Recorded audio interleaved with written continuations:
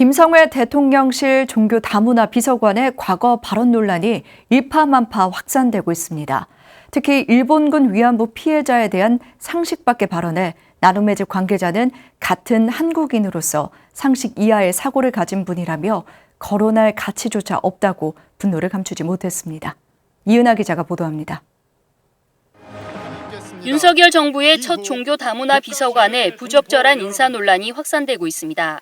특히 여성으로서 감히 말도 꺼낼 수 없는 고통을 겪은 일본군 위안부 피해자에 대한 발언에 그 아픔을 지켜봐온 나눔의 집 스님들의 분노는 더욱 컸습니다. 국가가 국민을 지키지 못해서 그런 치욕적인 고통을 당했는데 화단한 마음은 몸 파는 그 여인으로 인식을 한다는 거는 일반 국민의 한 사람으로도 가지면 안 되는 역사인식인데, 그런 역사인식을 가지신 분이 다문화 종교비서관으로서 공직을 맡는다는 거는 있을 수 없는 일이라고 생각합니다. 이것은 반드시 철회되어야 마땅하다고 생각합니다.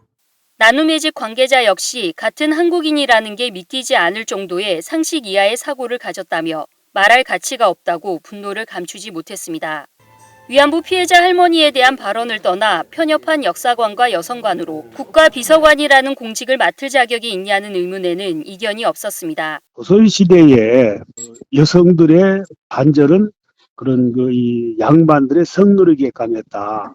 이런 여성에 대한 그런 이 아주 편협한 사고, 과연 이분이 한 국가의 종교 비서관으로서 자격이 있을까라는.